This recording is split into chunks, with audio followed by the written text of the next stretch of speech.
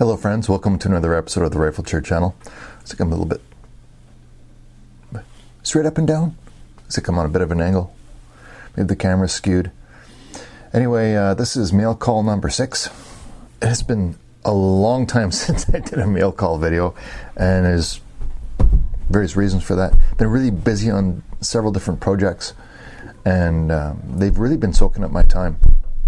If you've been sounds like somebody's using the floor as a trampoline upstairs. If you've been watching, it's not really a Facebook, but mainly on the Instagram feed, you'll notice that I've been posting pictures of our remote wilderness cabin.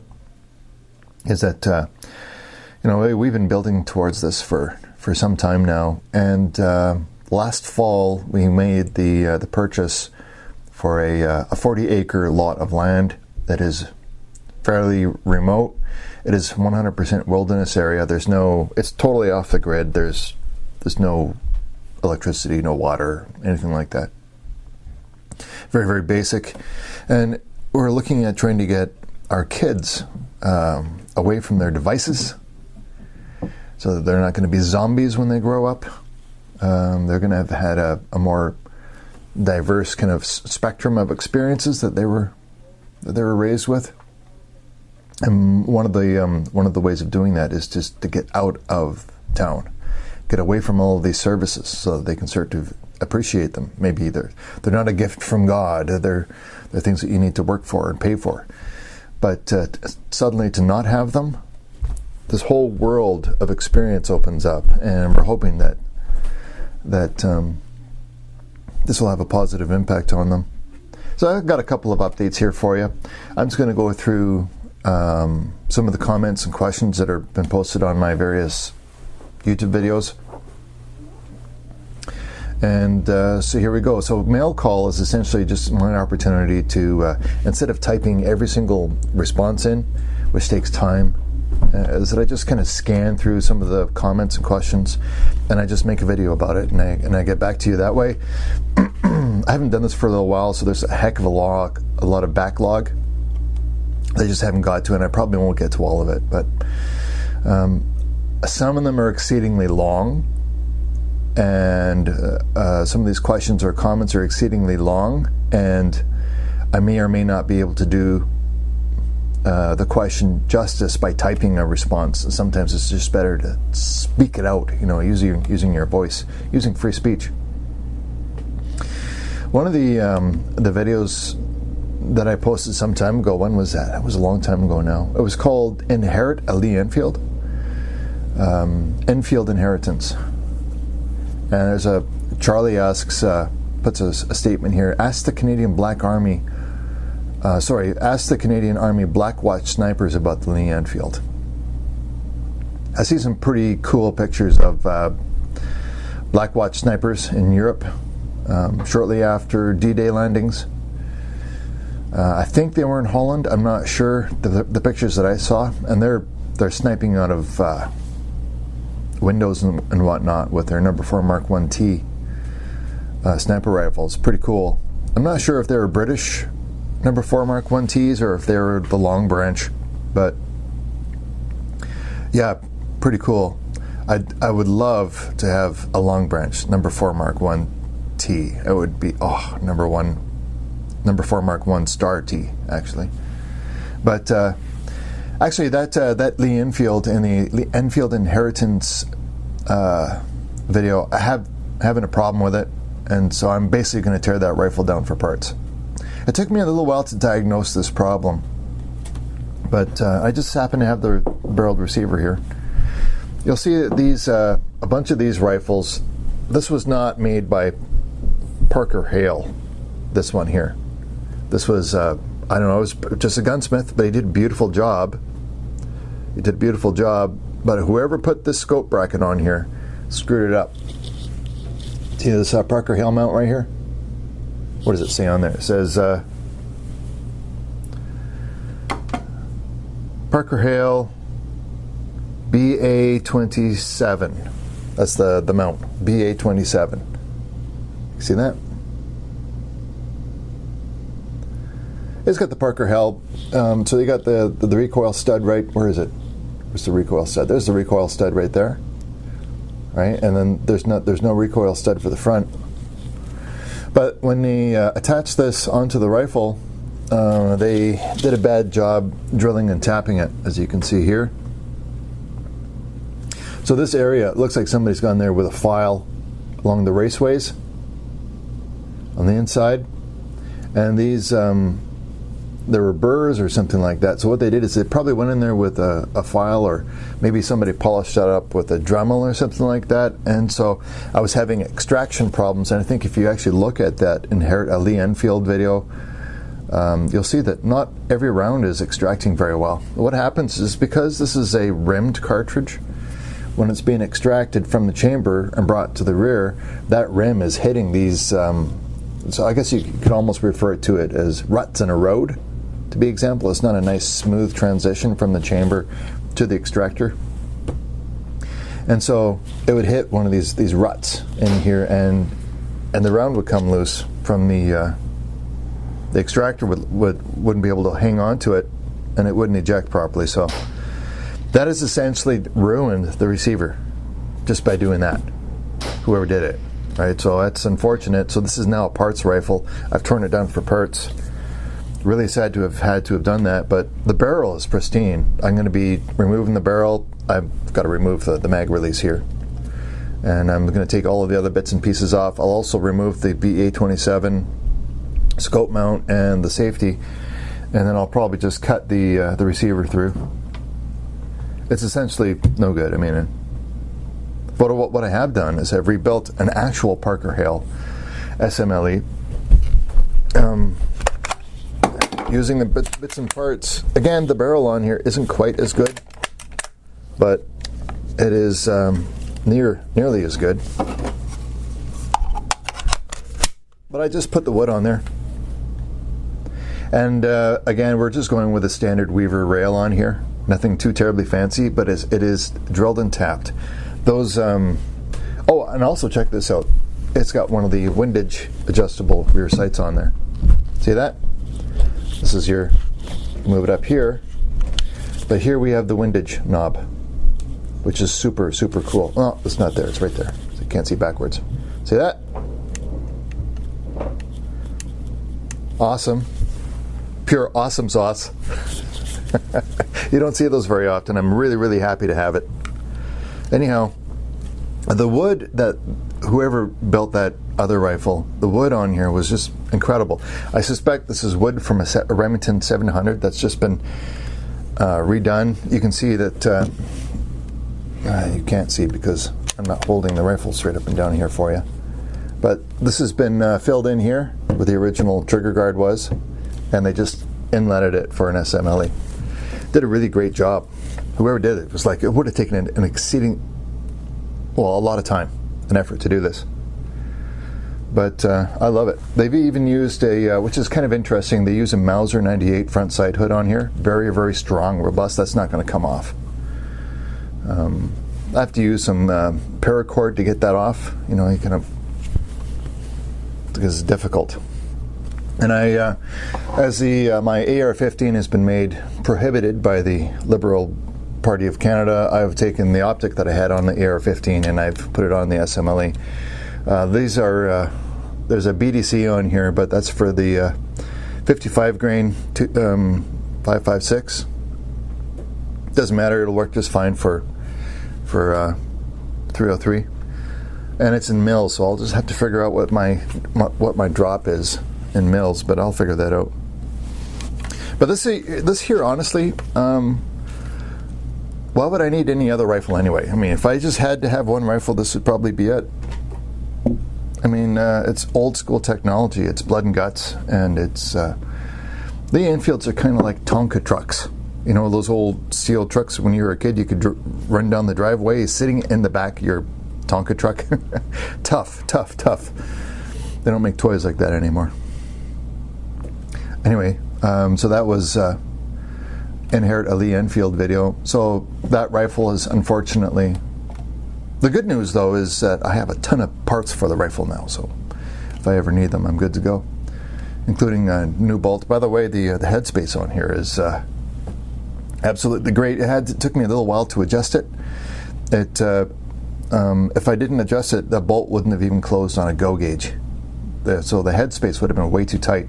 For it to be reliable, I don't want it to close on a no-go, but I do want it to close on a go gauge. That's just me. I like to have a little bit of room in the chamber for reliability reasons. Comment here from John on the CZ550 built-in redundancy equals awesome video. CZ Plan B. Thanks for the video. I had the same rifle on 6.5 to 55 Swedish Mauser, and I also find it very accurate. Half-inch minute of angle. Half minute of angle with hand loads is no problem. So in other words, you're clover leafing with that rifle and that caliber. The CZ rifles are absolutely fantastic. I'm a big fan of the CZ 550.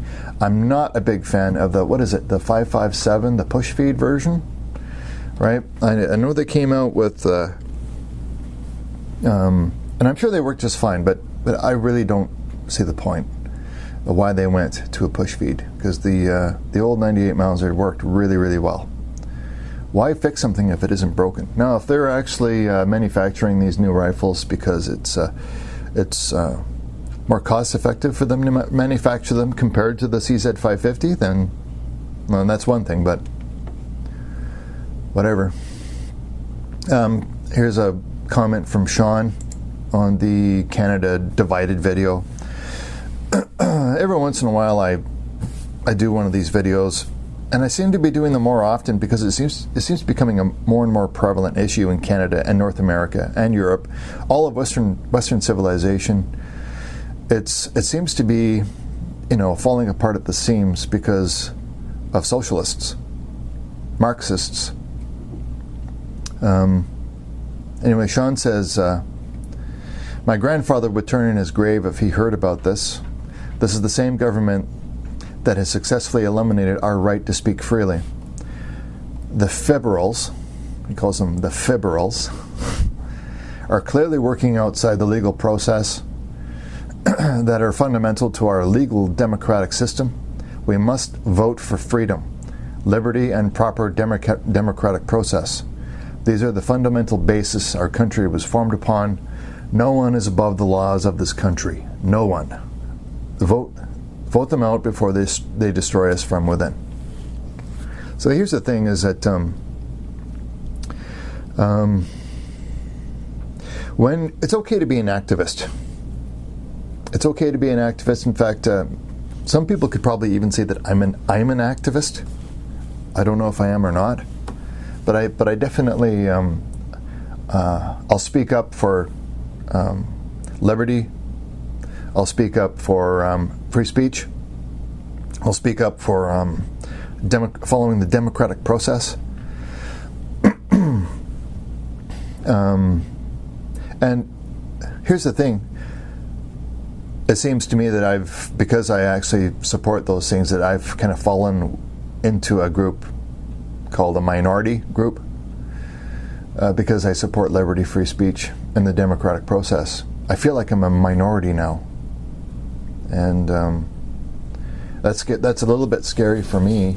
I know that it's a little bit scary for all of you as well, because we're on the edge of a precipice, and a bunch of people are deciding to jump in because they've been convinced that it's safe, and I ain't jumping in.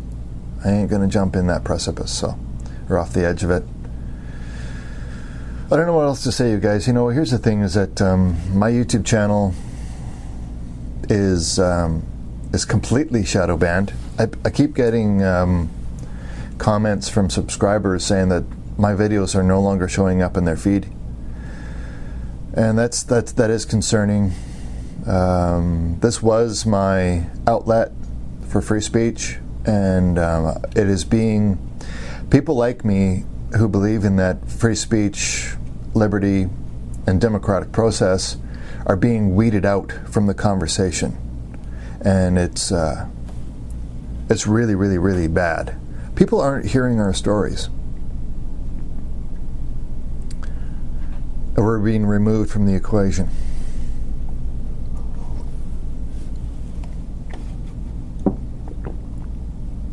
When it comes to the fibberals, as Sean calls them,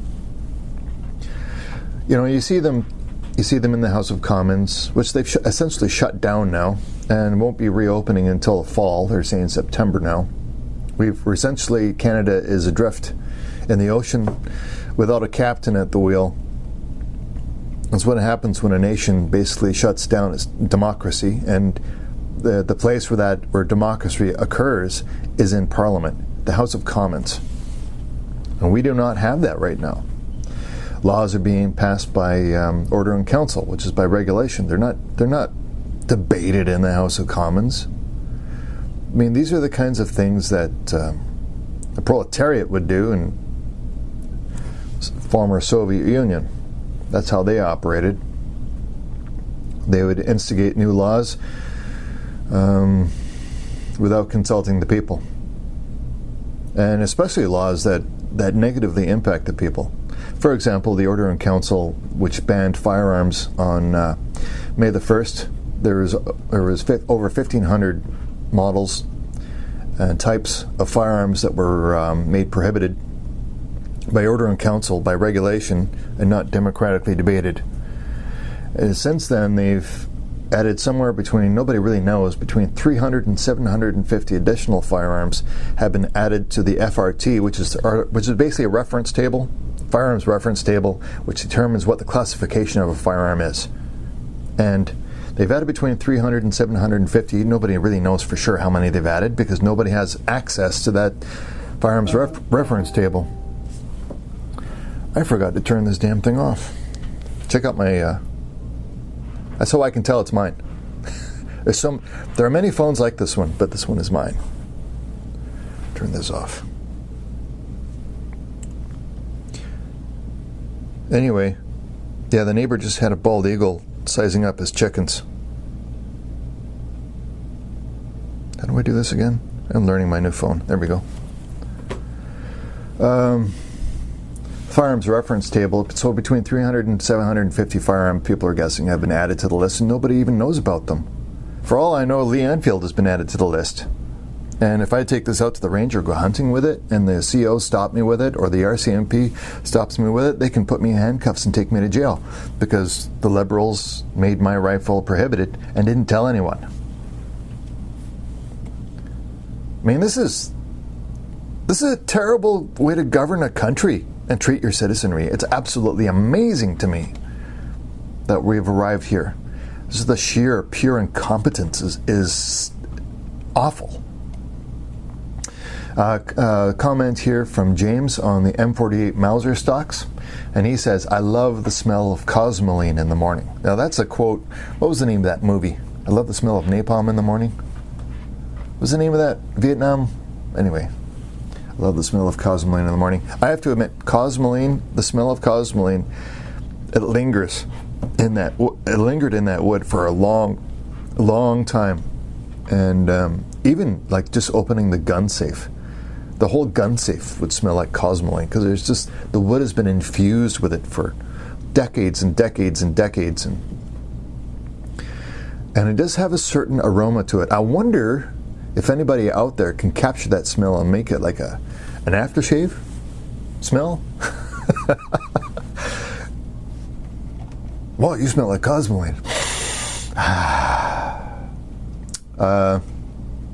Comment here from T Serious on "You Think It's Bad Now," that video, which I hated having to make. By the way, that video, I was walking through the back 40 here, and we've been having a problem with black bears. We just, not too long ago, we had a black bear in the backyard. It was between the neighbor's kid and my kid and the chicken coop. And these are young kids. We're talking about a 4-year-old and a 9-year-old, and there's chickens.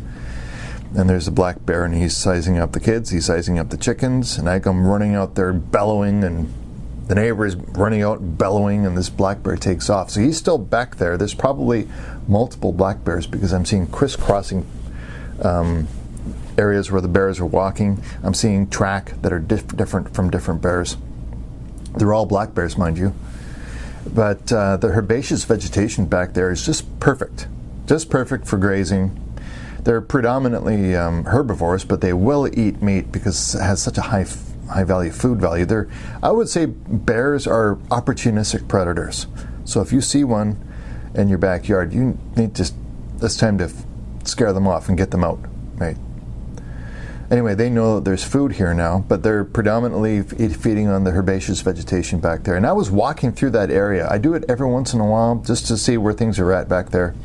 It's a second growth clear cut in behind where we live. And there's lots of lush vegetation coming up, lots of browse, and that's where they are. And it stank of bear back there. And I was filming this video walking through that area, so I was a little bit, I was distracted. I was trying to say something in the video, but I was totally distracted by all this bear sign and fresh scat and all this different stuff and trails going back and forth everywhere. And so I did that video while being told I look like a crazy man in that video because I'm like this. Anyway, T-Serious says, riots are only as bad as they say in mostly liberal cities who bend the knee. The Minneapolis City Council are thinking about refunding the police or defunding the police completely. And honestly, everyone is going to leave if they actually do. Nobody wants to live in a lawless land run by useless Democrats who bend the knee to terrorists. Very profound and totally correct. Totally, I agree with you 110%. Minneapolis. I just read this morning that they voted unanimously to defund their city police force. And so what is going to happen now is that they're going to have a volunteer force that does patrols, and they're basically counselors. They'll counsel people that are rioting, I guess. That's going to be better. Essentially what this means is that Minneapolis is going to become Mogadishu.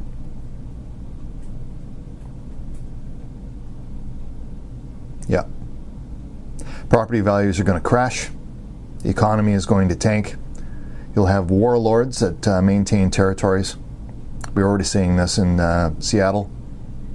The 13th precinct has been abandoned as ordered by the mayor. The police have had to evacuate the 13th precinct building. It's been looted, and I believe I'm not sure if they burnt it on fire or not. They've taken over City Hall. And now they have basically a warlord that's taken over a 6 or 7 block area in Seattle, where you have to show your ID and pay them for protection in order to enter that area where you have your home or maybe your business is there. So that's the future. That's the future that Democrats and liberals are choosing to walk down that path, because that is the future that they want. And it will only end badly. Your economy is going to tank. Your property values are going to tank. Nobody's going to be able to get a loan. And if you do get a loan, who are you getting your loan from? Is it going to be a bank? Or is it going to be the warlord? Just the sheer stupidity of these people is unbelievable.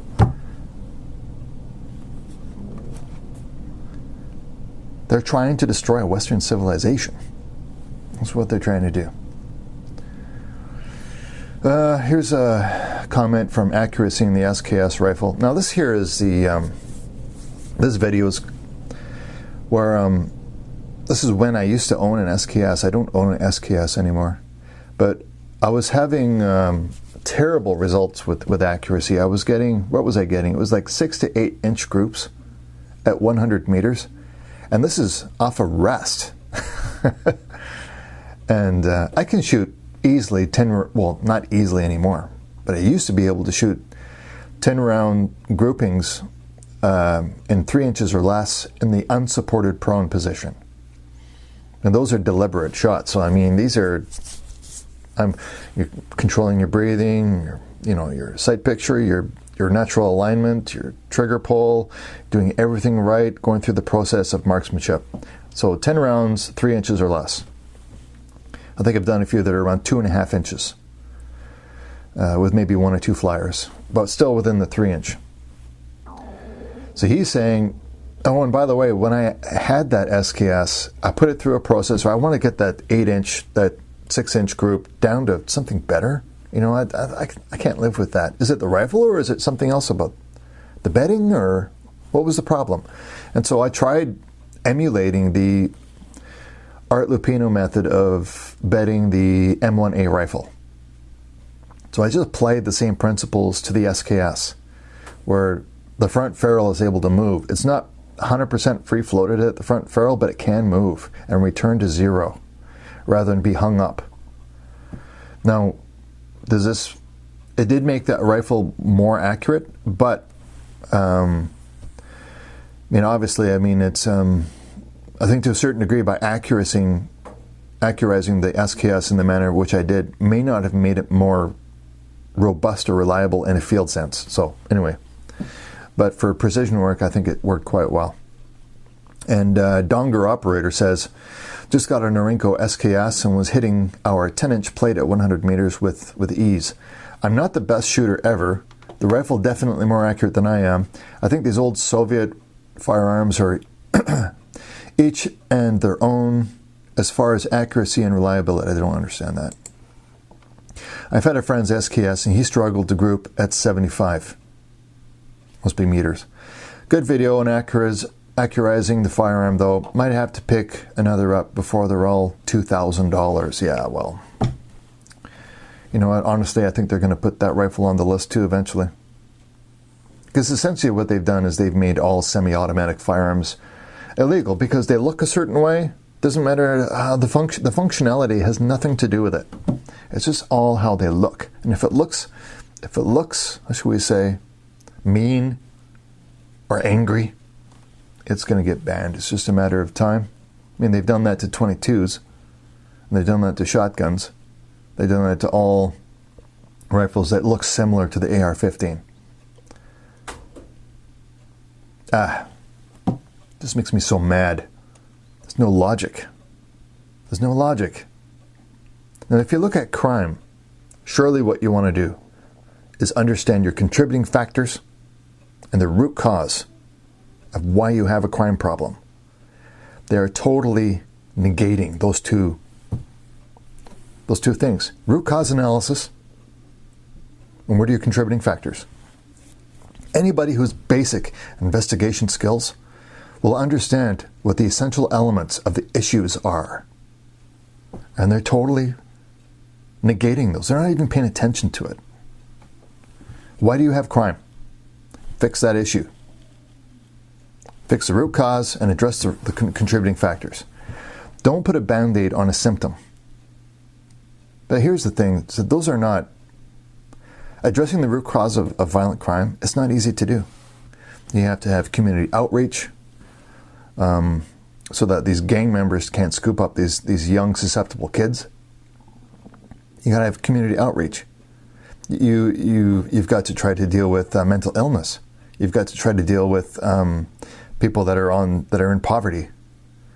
Those people are going to be susceptible to the criminal elements as well. You've got to address gangs, criminal networks, the mentally insane. This is how you have a society that is going to be able to perpetuate itself in a civil manner. You have to address the elements of humanity that drag it down. Why should we be treading water? Right? We should be sitting up in a deck drinking beers and having a good time. The boat is capsized, and we're not paying attention to why it's capsized. Here's a comment from Sean on the best number 4 Lee Enfield. Why are so many rifle chair videos not available anymore? My personal opinion is that the government is so anti-gun that they are trying to shut this great Canadian down. Oh, geez, Thanks, Sean. They're trying to shut this great Canadian down and keep him quiet. Long live rifle chair and our gun rights. Please do not vote Liberal. They want to take away our human rights and turn them into privileges and make us pay through the nose for them. Why would you outlaw a 12-gauge shotgun? What a bunch of morons. Our present Liberal government is a bunch of mindless dictators. This is like what would happen in China when they want to quell the truth. Vote for liberty and basic human rights instead of this communist-like government. Remember, absolute power corrupts absolutely. Long live freedom.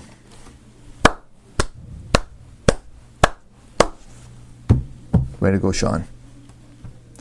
Anyway, it's true.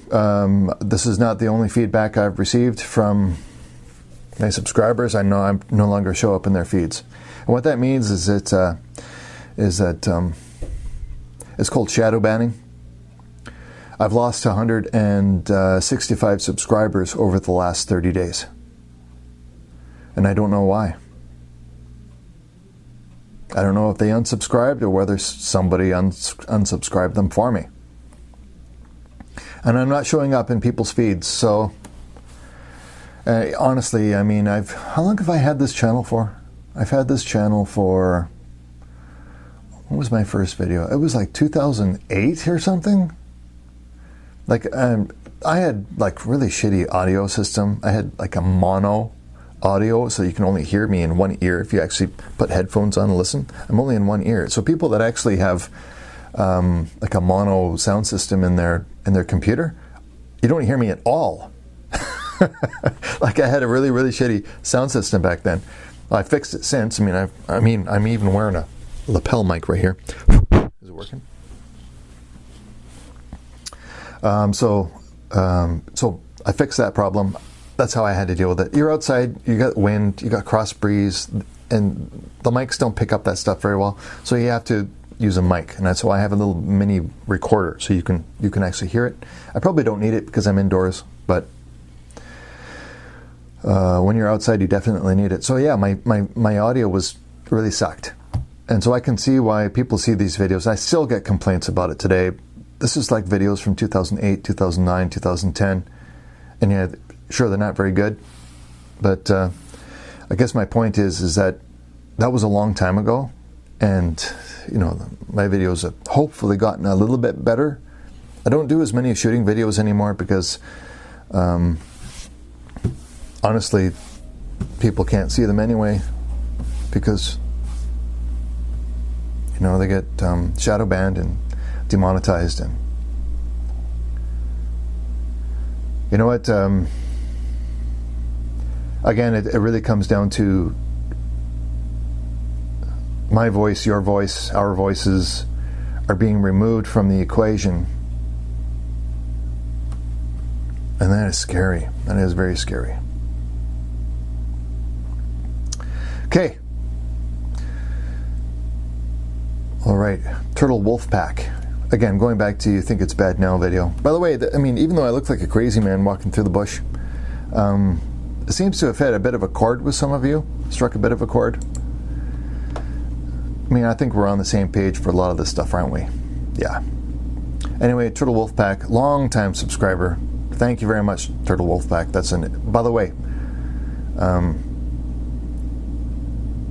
you've probably got the most unique video name, or I should say subscriber name, I think I've ever read. Anyway, Turtle Wolfpack says, the change that needs to happen is change from the foundation of a very government system. Rule of the mob has to end, and a properly structured democratic republic has to be put in place. There has only been an illusion of representation right from the beginning of Canada for the Western provinces, and it has to end. As of this year, I am Western Canadian. Although I was born and raised in the West, I have always considered myself Canadian. But now, a line has to be drawn in true skag. In two skag, I'm not quite sure what that means. And it has to start now. So, our representation is totally skewed. By the time any election occurs, by the time it arrives in province, the government has already been selected. It's already been decided because of Ontario and Quebec. Excuse me. Toronto itself, as I recall, has more influence on an election. One city has more influence on the election than almost all of, I think it's BC and Alberta combined. So, I mean, you have the people in Alberta and BC that live in rural Canada, I should say, have almost absolutely nothing in common with people that live in Toronto. Yet they decide our governments. It's not fair. Yeah, I agree. It's totally not fair.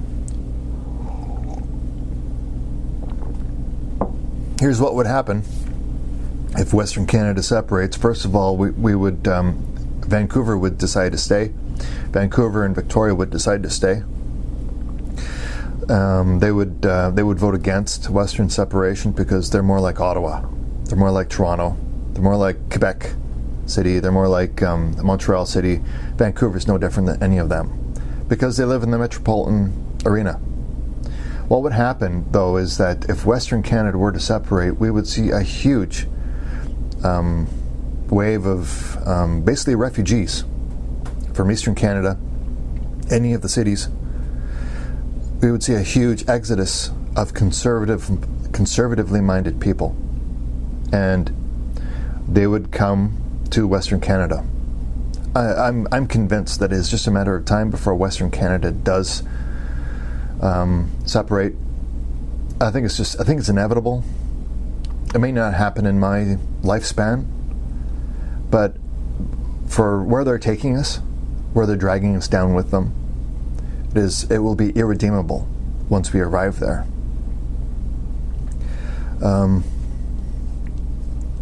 Usually people that want to live in their socialist paradise find once they arrive there that is nowhere near what they thought it would be. Where people that used to be citizens are now subjects that are completely dependent on the government to make decisions for them.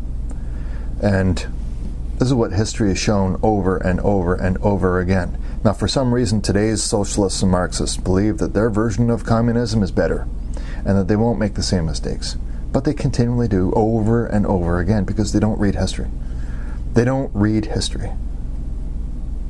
They think that they're inventing something new and they haven't. They're not. Anyway, a massive exodus of conservatively minded people, classic liberals, conservatives, libertarians, will leave. It'll basically be the brain drain of Eastern Canada, Central Canada, and their economic engine will fall apart. They'll become they'll probably follow a similar path that Minneapolis is following right now. They'll turn into Mogadishu as well. It'll be chaos, and it'll be terrible because of idiots. See, they think that they don't listen because they think they already know the answers. And they don't. I don't think I really need to say anything more than that. Anyway, when and if Western Canada does separate, we would do great. The economic prosperity and solvency and liberty, and it would be great. I mean, we wouldn't have all that baggage pulling us down. We'd be doing great. No more transfer payments. Be great. Side note, here we go.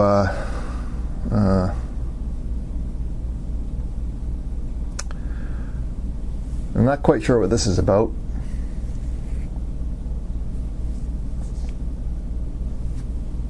So yeah, I'm just looking for a comment here that some of these comments aren't great. Some I can't even understand what they're saying. Okay, shooting featherweight rifles. I owe Winchester an apology. Remember that video I did with the Model 70 Winchester? And it was a Model 70 featherweight that was, it was one of the ones assembled in Portugal. They say that all of the components are manufactured in the USA, but they assemble them in Portugal. This is what happened when FN bought Winchester. I won't buy another one, but so I was having terrible issues with that rifle. I was getting with factory ammunition around, what was it? About 3-inch groups, 2.5-inch groups with factory ammunition. It should be able to shoot that stuff better than that. It should. Even although it's factory ammunition. I think these are 100 grain pills. It may have wanted a lighter bullet. I'm not sure. But I couldn't get it better than 3-inch groups. Now, I've had tons of criticism over these videos because I dared to question Winchester. People think it's still America's sweetheart. It's not. It's now Europe's sweetheart, assembled in Portugal. Those American jobs are gone. They took that stuff and it's a European rifle, in my opinion. Sure, it's an American design.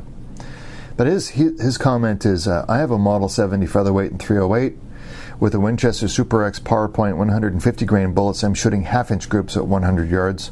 Not sure why your groups are all over the place. A 243 should be a tack driver at 100 yards. Maybe you have a defective gun, maybe a bad scope. Exactly. Anyway, I've got tons of criticism over that video. Maybe it's deserved. People love their Winchesters, I know that. However, I've also said similar things about Remington. So, but the Winchester fans don't appreciate that. I don't know why it wouldn't shoot better. People have suggested you need to loosen off your action screws so it's not so tight. It was factory bedded. You can see where the glass is underneath, inside the receiver. I was like, geez, why is this not shooting great? So I sold it at a loss. I was having problems with it. Some rifles need to be hand loaded for. Whether it's an oversized throat or a long throat, that bullet has too much lead before it actually hits the rifling. I don't know what the problem was with that. I've discovered with the Remington 700 LTR, that other video that I did, was that I have an exceedingly long throat on that rifle. So it won't shoot any factory ammunition worth a damn. Again, 1.5-inch, 2-inch groups with factory ammunition. Some of it was actually expensive factory ammunition as well. You guys have seen the video. The LTR, Remington 700 LTR. I fixed that now. It's now shooting basically half-inch groups with 77 grain Sierra Match King ballistic tips. But I have them seated way out to about a thou off the lands. That's the only way I can get it to shoot. It has a really long throat on it. So of course, factory ammunition is going to shoot right because it's all the overall length is always the factory overall length. One formulation of ammunition for all rifles. So I have to hand load for that rifle for it to shoot well. I'm okay doing that. But I think that rifle cost me over $1,200 retail. I got it from Canada Ammo in 2018. And it has been a journey to find out what I needed to do to make that thing shoot well. Like, I know the answer now, but I shouldn't have to do that. Should I? Apparently I do. Again, a comment here from, how are we doing for time here? 42 minutes. I probably shouldn't make this last too long here. Let's move on to I got lots of comments here on the "You Think It's Bad Now" video. By the way, it's going to get worse. It's going to get worse before it gets better. And I'm not sure it's going to get better. Not when people are defunding the police. Not when I see your historical figures destroyed. History is being repainted. History is being altered. Here's the thing: is when you change your history, you condemn yourself to making the same mistakes. Yeah, sure. Some of our historical figures, they may have been exceedingly unpleasant people. I don't know who they were. I never met them. They died hundreds of years before I was even born. But the times were also different. When people had slaves. I posted this on Facebook. I didn't post it on Instagram, I don't think. I didn't post it out here on my comment board, but when Speaker of Representatives Pelosi and her other Democratic lawmakers wore the Ketty scarves, and they went down on one knee. Like, I understand the sentiment is why they do that stuff. And all this Black Lives Matters business. Just by even mentioning that, I know that the video is automatically going to be shadow banned, so whatever. Those scarves came from, or a pattern from Ghana, Western Africa. What people don't realize is that in the 17th century into the 18th century is that they were the Ashanti Empire. Ghana, the Ashanti Empire, who were known slave traders. They would get slaves from the north and they would rob. They would go into villages and just take people, put them in chains, sell them to the Portuguese, the French, and the British. The Ashanti Empire. And then in exchange, they got modern technology, they got guns, they got all kinds of stuff. They were in the gold trade. One of the reasons why I think the Spanish and the Portuguese were in South America is because they were getting the gold. Okay, so anyway,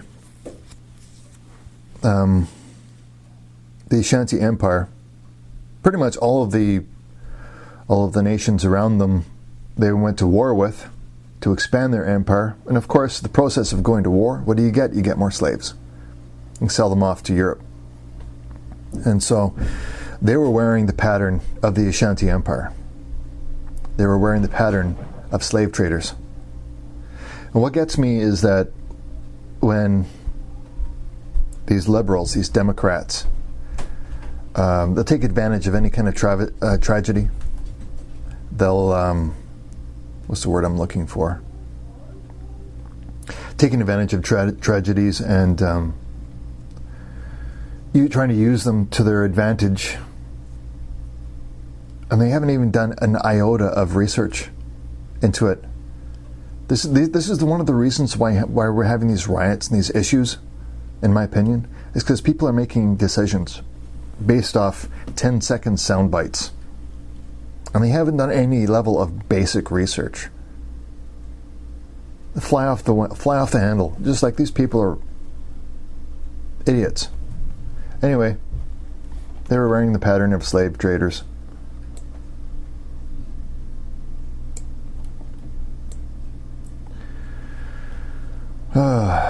Okay, here's one from the United States. Again, on the video, you think it's bad now. Hello from the mountains of eastern Oregon. This is mute.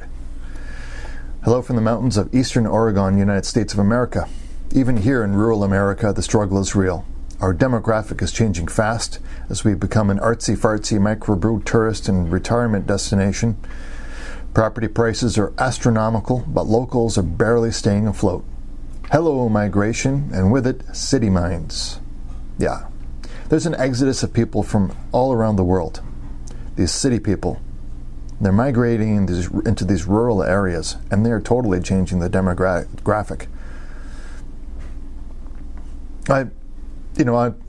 I'd say, for example, I live in a very, very rural town. I essentially live in a town which was a village. It's now a town. It's expanding at an unprecedented rate. With people where you can't even find a place to rent. I mean, there's no vacancy. New residential areas going up all over the place. The development is unprecedented, in my opinion. A small town in the mountains, giant rivers full of salmon and black bears and grizzly bears. And our demographic is changing very, very quickly. It used to be comprised of people that were, salt of the earth people, worked hard, knew what a day's work was worth, and tough hands. People that weren't afraid of a day's honest work. To these people coming in from the cities that have never gotten dirty in their whole lives, right? And then they don't think like us. So I have more in common probably with my Russian counterparts that are on the same latitude or longitude. I forget which one it is. It's probably latitude. Over on the Russian side of the Pacific, I probably have more in common with them than I do with the people that are in my own country living in the cities. Do you know what I mean? Because we live similar kind of lives. Like, I've worked in the bush for the last 30 years. I work in the forest industry. I'm used to this. And I don't like seeing it changed either. They don't think the same way that we do because they don't value the same things that we do. Okay, we'll just do one more, then we'll shut her down. The Rossi Model 92 44 Mag, best family camp rifle. That video. By the way, little Buckshot, he's just chomping at the bit to go back out and shoot that rifle again, that little Model 92 Racine 44 mag. Anyway, Average Joe says, I don't have bears where I live in northeast Oklahoma, so I use a 357 mag conversion. Dirt cheap to shoot and crazy fun. Shot a few nice whitetail with mine. Yeah, that 357 Magnum, you can actually hop that thing up to shoot it out of a rifle. It delivers really good energy. Excuse me. Same with the 44 mag. I mean, you know, in fact, your 357 mag is probably a better family rifle than the 44 mag, but you know, it's honestly, little buckshot there. He was, it's probably, even though that's kind of like a 44 special velocity, that ammunition that I was shooting out of it, he obviously, the stock is too long for him, and he can't quite get the right hold, and that stock slipped once, and he got kissed by it on the arm, not in the socket, because it's just not the right length for him. So, not quite sure what to do about that yet. We're just going to stick with his little 22 Savage, little rascal. He's going to keep shooting that for now. But every once in a while, he's like, "Can I shoot the 44 mag?" Yeah, I love it. Having a remote cabin is nice. You know, honestly, the way things are going, we may need it. Get out of the city.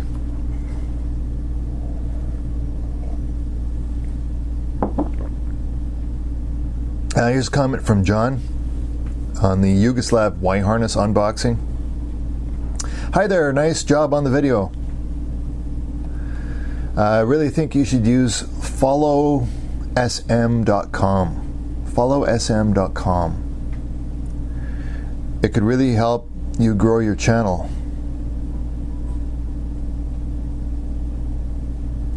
I think what is that? Somebody trying to sell me something here? Best way to help your videos rank higher in the search results. Honestly, you know, I'm not sure. I'm already uploading to BitChute. I used to upload to Vimeo, but nobody uses Vimeo except for the artsy fartsy types. They're not my kind of people. All of the Vimeo servers seem to have just reek of leftism, but what do you do? So I don't use Vimeo. I still have lots of videos on Vimeo, but I'm mainly aside from the primary, which is YouTube, I only generally upload to BitChute now.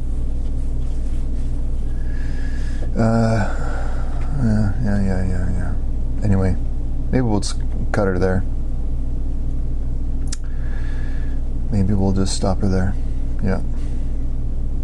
Anyway, guys. There we have it. Mail call number 6, I think this is. I can never remember the number. Cheers, folks. Hope you're all doing well. Maple Leaf up.